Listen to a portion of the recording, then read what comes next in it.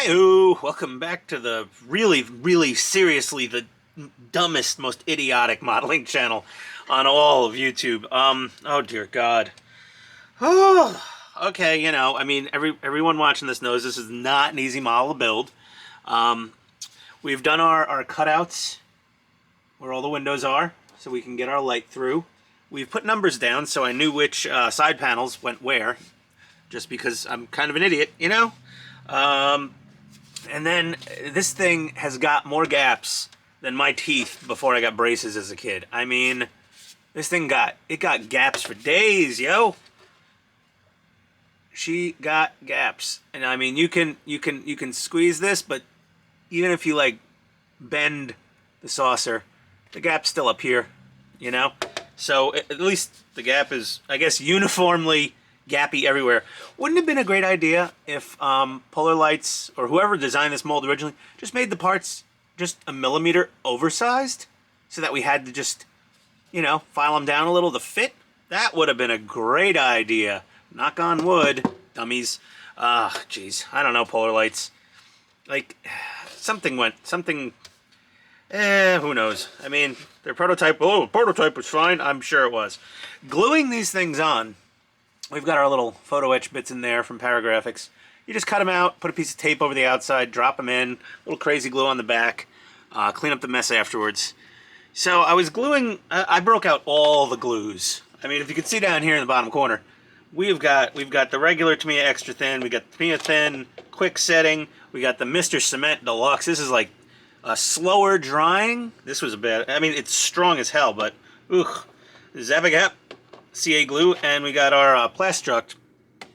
And for God's sake, I don't know why, I fought 1, 2, 3, 4, 5 of them. On the sixth one, what I did was I lined it up on the outside, one pin at a time. I lined it up perfectly on the outside, kept it flush, and then I just lined it up, and then I dropped a little CA on that little hook and peg little area. Little CA on there, Zapagap, zip kickered it. That's it. Zip kickered. Same thing. Then I did this end, and then I attacked the middle. And on the middle, I actually put a little bit right in there first, and zip kickered it and held it in place, and then did the two pegs. Then I went back with the long brush from the plastic weld and kind of just scooched it in as much as I could. And that's so far the best glued-on panel I think I've had.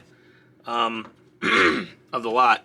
I got 2 more to go, and I'm going to do the shortcut with the CA glue on the pegs, and that's that. Our little officer's lounge window, it's pretty good. Little paint on it. I dabbed a little more Mr. Hobby unthinned, a little Mr. Hobby gray 1200 surfacer on there. And then I'll go back. I'll give it another sanding, a gentle sanding, before our final primering. One of the few models you'll see me primer, actually. Impressive. And yeah, so, oh boy. And then I've got some issues. I'm not going to get into them right now, but one of my 3D parts, still doesn't quite fit perfectly well. So I reached out to the maker. And worst case scenario, we'll just use this stock part.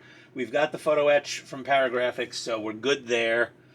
Many people have used this stock part, and it came out just fine.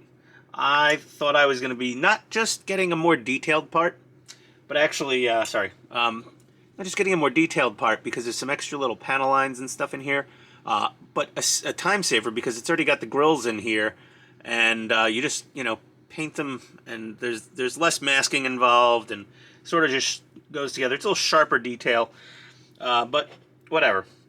Life isn't perfect. So I'm going to get back to this for a little bit, and I'll see you in a little bit. BRB. Supply run was necessary. Worried after seeing all the gaps on this thing, and obviously watching the videos from the past and knowing all the filler and whatnot, I don't know if this is going to be enough.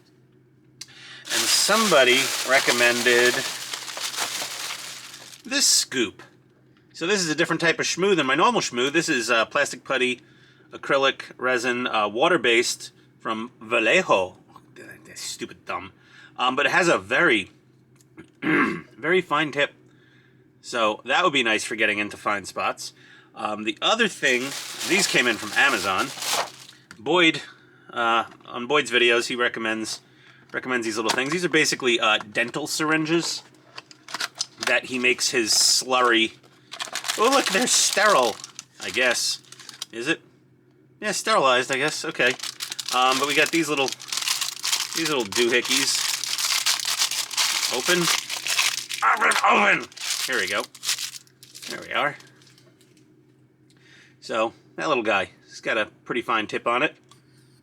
And, yeah, that way you can squirt your thinned out putty into the crevices for when it needs to go. Oh, look at this. Finally spent some big boy money on Grex. This, where's my old airbrush stand? By the way, this was only maybe a month old from Amazon. One of these guys already broke. And this thing, his top hoops are a little narrow to handle this big Procon boy mini spray gun. So this thing is, I don't know, I'm not going to throw it across the room just yet. That's where it deserves to be, though, honestly. It was a piece of junk. And, Grex makes good stuff in Taiwan.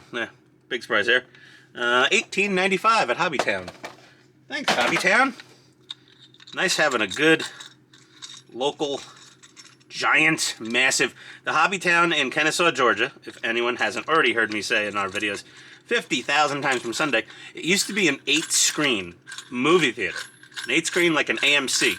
And it's probably built in like the early 80s or late 70s, because, I mean, it's a huge hobby shop, but it reminds me of the movie theater screens back in the 80s, like fairly small. Let's see, we tighten up our little Grex here. Come on. There we go. Oh, this is built way beefier than that crappy Amazon one I had. And, oh my god, it holds this, yeah, holds this big boy, no problem. We'll angle that forward. There, look at that. Nice. She fits. It's almost like throwing a, what do you call it, a hot dog into a mine shaft. I don't know what the term is. Something about. It's an adult humor joke. That's yeah. Okay, well, whatever. It holds it. I have to figure out the holding methodology for the best way to get it to hold it. Whatever. I just can't win anymore. When you're buying one, you might as well buy 3. So we got a couple more of those. Back to this mess. So we had some minor confusion over the impulse engine exhaust and this aftermarket part from Spaceways Parts on Shapeways. It's absolutely gorgeous, but I found it doesn't quite line up with anything. It overhangs a tiny bit there, but the guy showed me some sideways elevation mark, and I'm not quite sure what we're doing with this thing yet, but we will, if we want to use this part, we're going to need to make some modifications to the neck of the saucer. I don't know. Let's wait until we can get our saucer bottom dry fit, which is not going to be an easy task because nothing on this thing fits together easily. It just does not want to pop together. It does not want to stay together once you pop it together.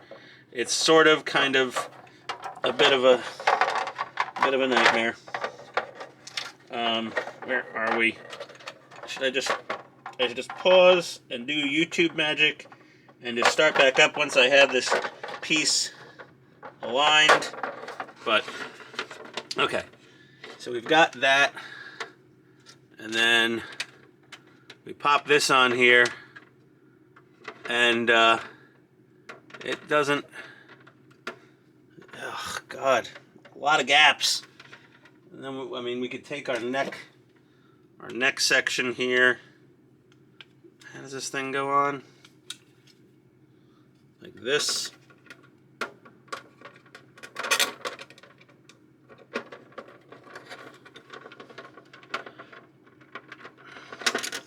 Yeah, this is gonna need some. I'm gonna need to do some chewage get this thing. Did our pegs already break out of there?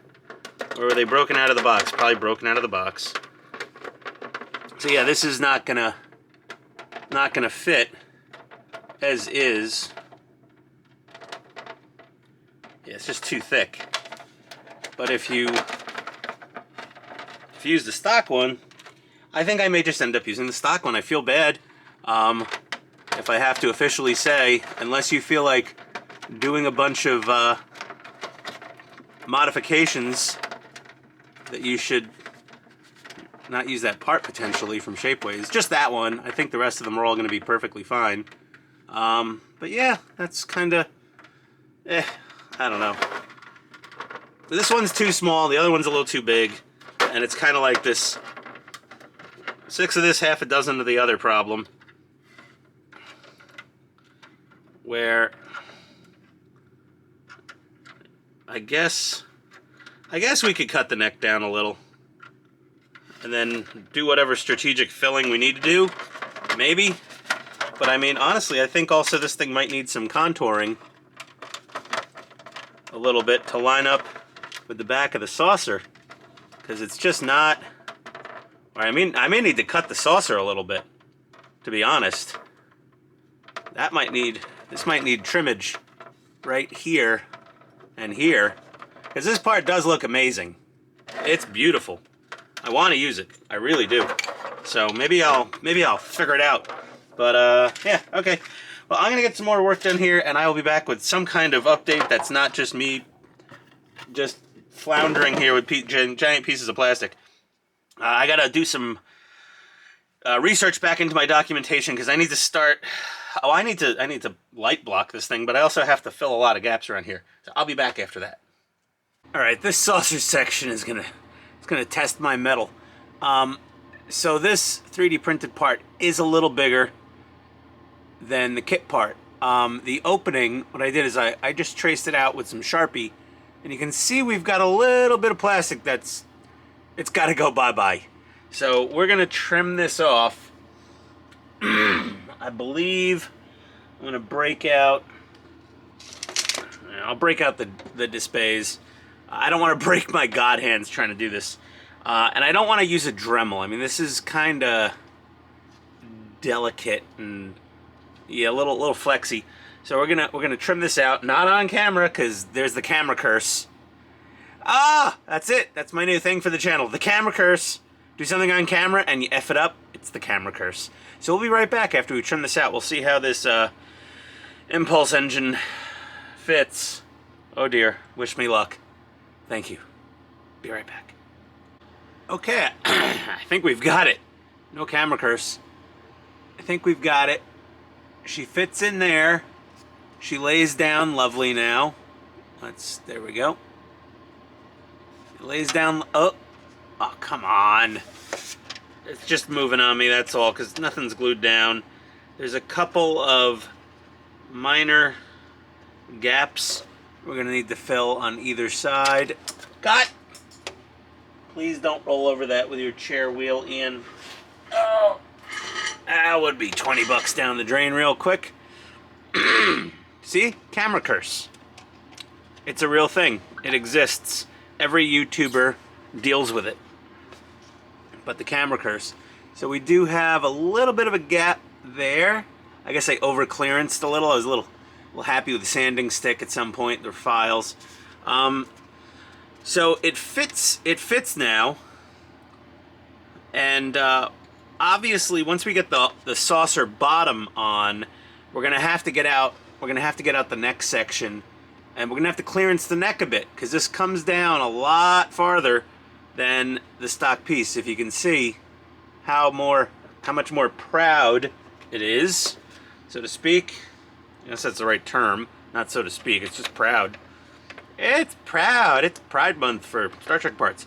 And see that guy? Yeah, he's way more shy. And you can see how much material we had to remove to make clearance for this. Yeah, more accurate, yet not fitting the model perfectly out of the box. I thought all of these Spaceways parts were plug and play, This one is not. I've gone back and forth with Mark a little bit about this. Like, you know, it might be a little more friendly to modelers if it was more of a drop-in part.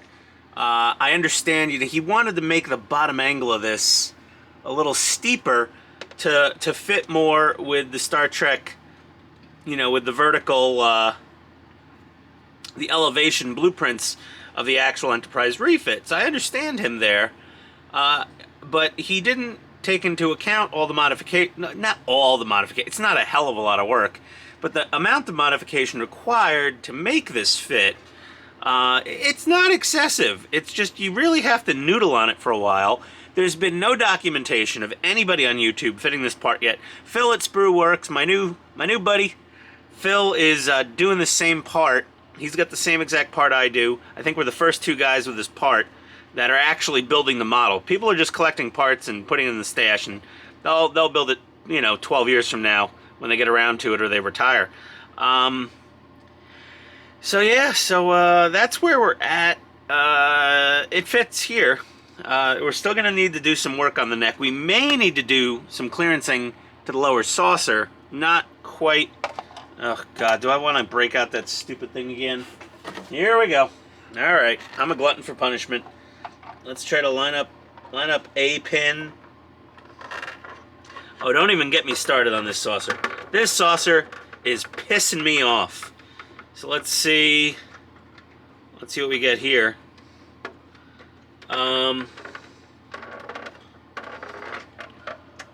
So if we, sorry, focus, you frack.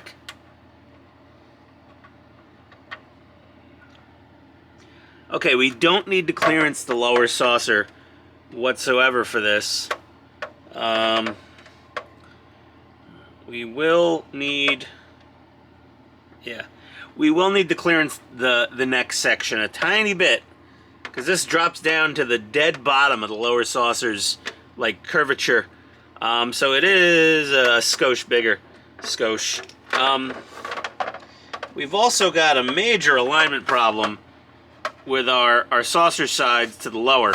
So what I'm dealing with now is going back and reworking everything I've already done with crazy glue and, you know, plastic cement and all this other stuff to deal with this post-tense. If I knew ahead of time, if we all knew ahead of time. Hindsight is 20/20, my friends. I've cut off every major post connection in here. I'm done with them.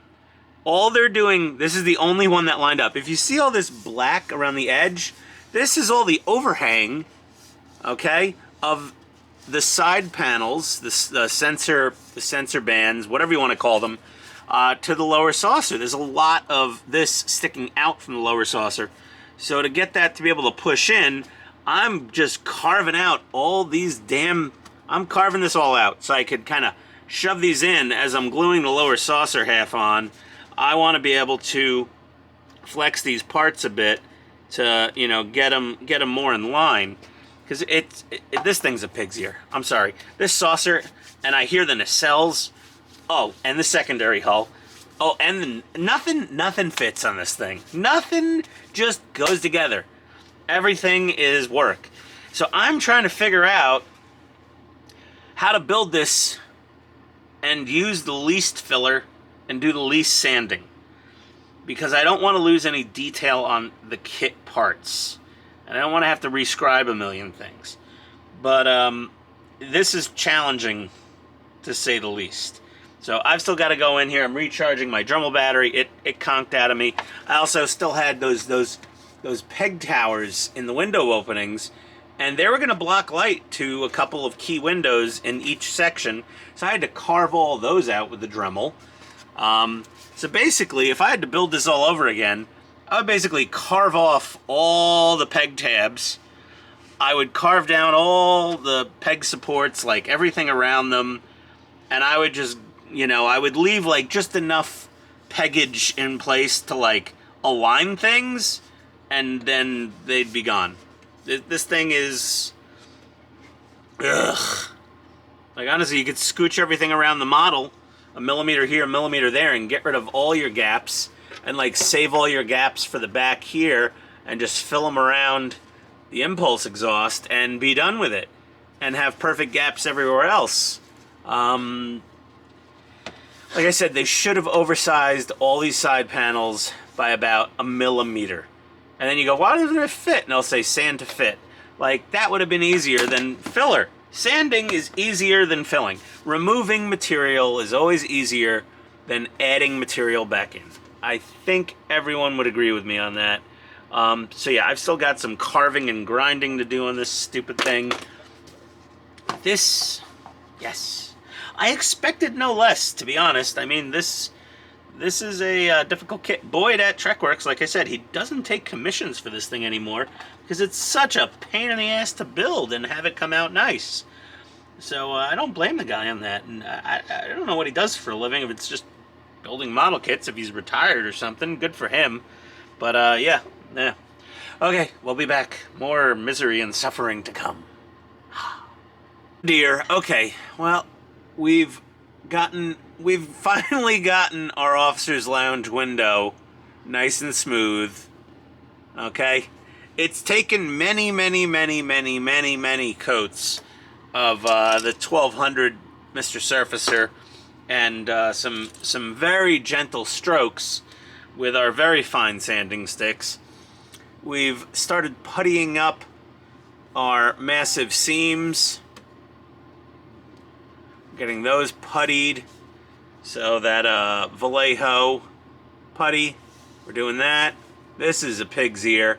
This was a huge, massive mess. So don't worry. There's a piece of Photoetch going over that little area there. But we've got our putty in. We've cut the hell out of the inside of this thing. I mean, oh boy. Okay, what a mess. So once this putty dries, this is basically dry to the touch. This primer dries so lovely and quick. It's so nice. But yeah, once all the putty is dry, I think I'm going to start light blocking the upper half of the saucer. I think we're good to go on light blocking. Yeah, a lot of black primer needs to be sprayed. Now, a lot of guys, they use various things. Boyd uses some Walmart paint, some AutoZone paint, some whatever. Hey, I'm not going to knock him for it. I personally just try to stick to hobby stuff. So I have Mr. Finishing Surfacer 1500 Black. So I'm going to thin out a big batch of this stuff. That's why we got the Pro Comboy 290 with the 0.5 nozzle. The needle in this thing is like a pencil lead. It's massive. So we're going to do that. And we're gonna black out the whole inside of this thing, and then we're going to spray it all with white. We have a couple options for that, but I'll probably just go with... do I even have any cans of that? I have some Mr. Surfacer White 1000. A couple cans of that. A few cans of that. Okay. There's our white coat. We'll just do that, I guess. I don't have any white airbrush primer. I have plenty of flat white from Tamiya, but I don't want to blow it all on that. Yeah. So, there we go. We've gotten our aftermarket Shapeways. There we go. Got camera curse. There we go. We've gotten this guy fitted, so it fits nice and flush. We got to do, we'll do a little filler on that. So we're gonna light block. We're gonna mostly paint this separately. I may throw Photoetch over these little guys here. I'm not sure yet. I might still throw the Photoetch over them because the slats are a little on the large side. And, I mean, it's basically, the finest detail you could get with 3D printing, but it's not quite as nice as the Paragraphics Photoetch impulse grills. We have two sizes here. I'm not quite sure why. I'm gonna like, why? No, honestly, nope. Yeah. Yeah, the bigger one might actually fit. Like, this is not meant for this part. This part was not designed with this stuff in mind, as far as I'm aware. So we'll see what fits, and see if we could put them in there, because they have a few more slats than this.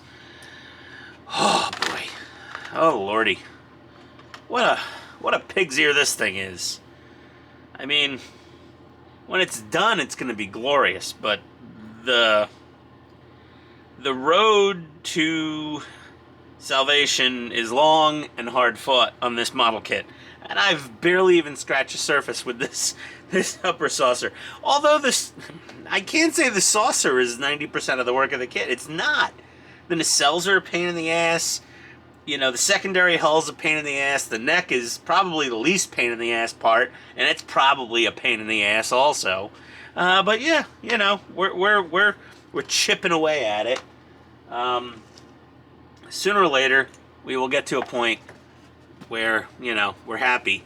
But at least we've got the Photoetch for the officer's lounge window. Good enough for me. It's pretty smooth.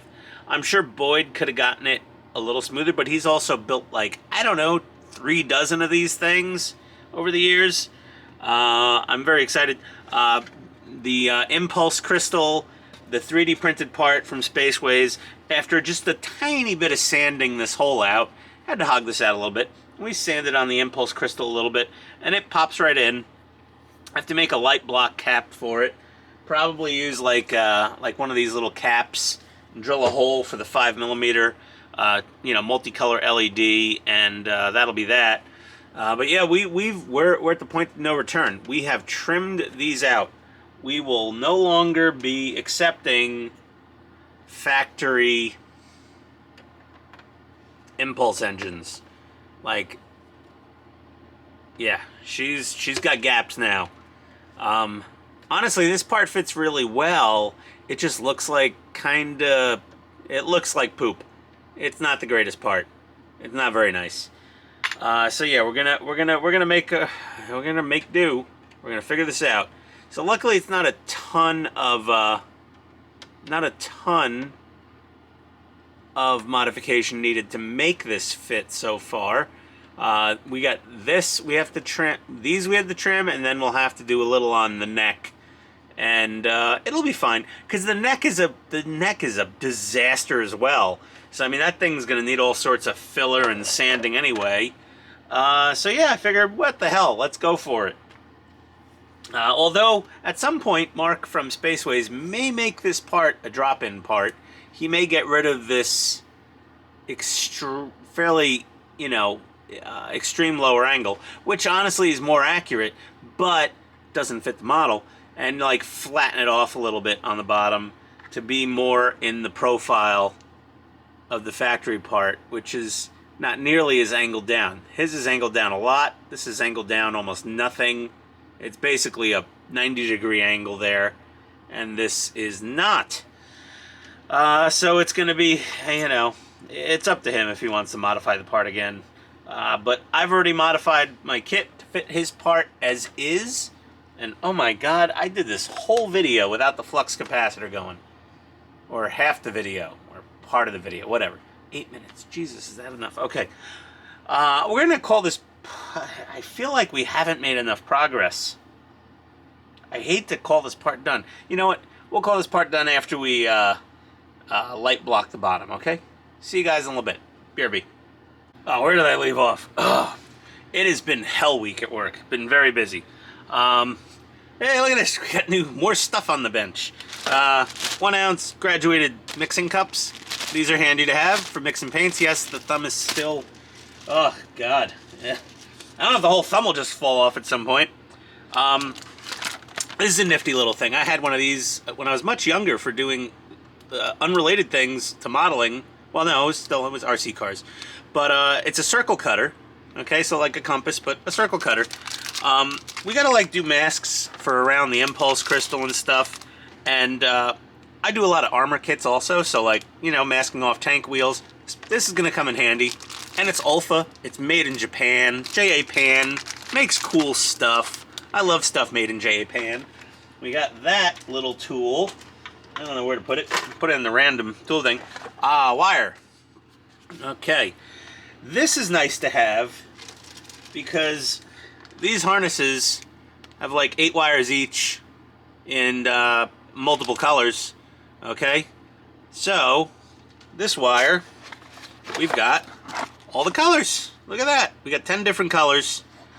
So it covers basically every wire. This is some really thin. This is 30 gauge silicone jacketed. Silicone jacketed wire is so awesome.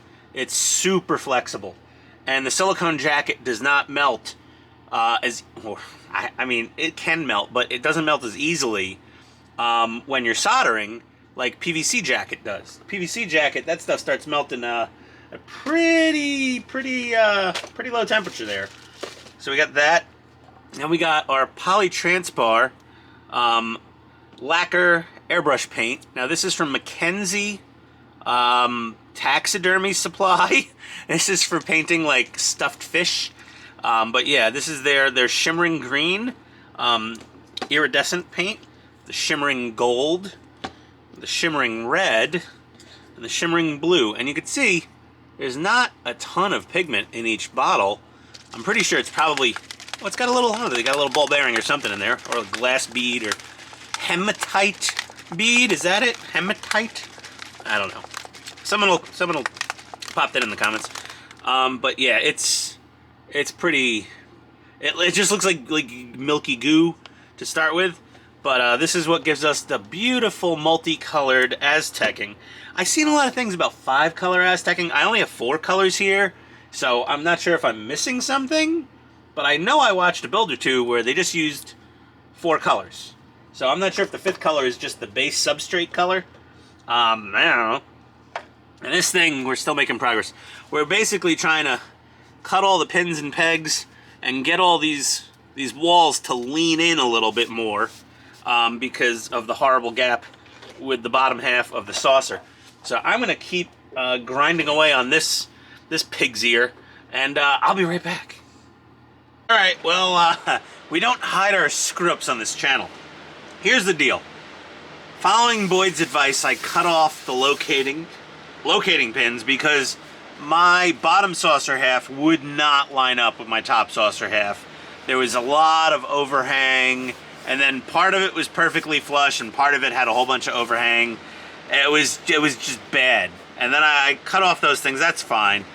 Then I went to light block it after trying to fit these things in, and no matter what I did, I can't get rid of what I think I could easily fix on my second try of overhang and underhang of the saucer sides to the saucer bottom. The saucer sides to the saucer top, I got that pretty much on point. They're really well aligned. They're very smooth. There's very little, if any, sanding or filler needed anywhere around the top of this sucker. And I've carved out the back to fit our 3D printed bit, you know, which looks amazing. And there we go. Whatever. For God's sake. Ow! I said ow, but it didn't hurt. It was just because I dropped it. There we go. There we go. Okay. So that fits finally really nice. Probably the same thing Phil's gonna show is trimming down these bits here and here to get this thing in. Dear God. But terminally, I think at the very least, if I was going to cut off locating pins, I would have cut off all the ones around the outside and probably left these 3 on the inside, but hogged them out and opened the bore of these 3 by like, half a millimeter. Okay? So I'd have a centering, but I'd have a little wiggle room, but something to really kind of positively hold it in place. On top of that, gluing on these side panels before light blocking, I might be having some issues with light leaks. I can light block from the outside, yes, I can. Everyone will say that. I also put a ton of work in to this Photoetch window for the officer's lounge. Oh, well, I guess I just messed up some of that nice work, because now there's a weird little gap there. Okay, whatever. A lot of people that build these might not say it. Now, Phil at Sprueverse was honest. He said he had 2 of these, and he didn't like one of the upper saucers or one of the lower... I think he was not happy with one of his saucers, and he's like, I went to my other kit and took that saucer to build. These things have serious quality control issues as far as consistency of what you get. So either way, we have a second kit and a second set of Photoetch, because we've used this and we've used this Photoetch already from our paragraphics set. And honestly, I don't want to even try, extracting this Photoetch out of here. These I could probably get out pretty easy. This thing would fight me for sure and get mangled on the way out and be useless.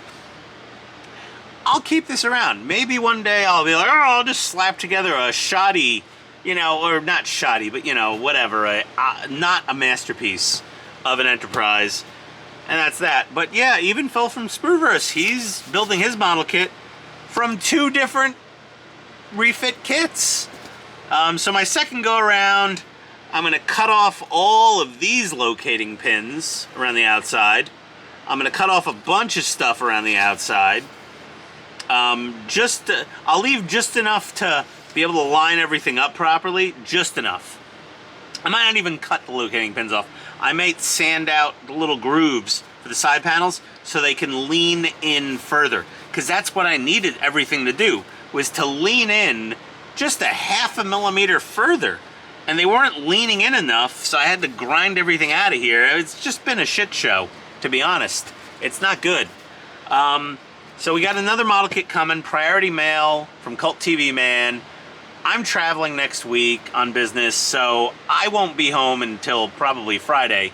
So hopefully everything should show up by then, and we'll have another saucer section to start on. I will gloss over, I'm not gonna rehash everything, but I will kind of do it like, here's how I will do it. I'm gonna take my time off camera and test things and try things just to see how I can get it.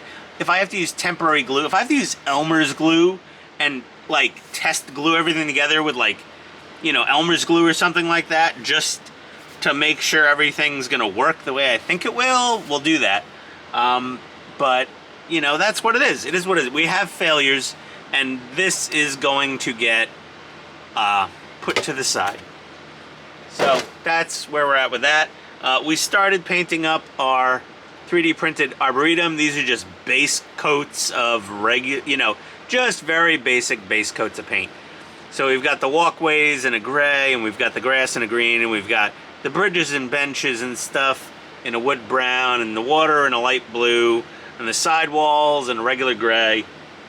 And we're gonna actually put real, well, not real, but we're gonna put this grass on the grass areas, using like canopy glue, strategically applied.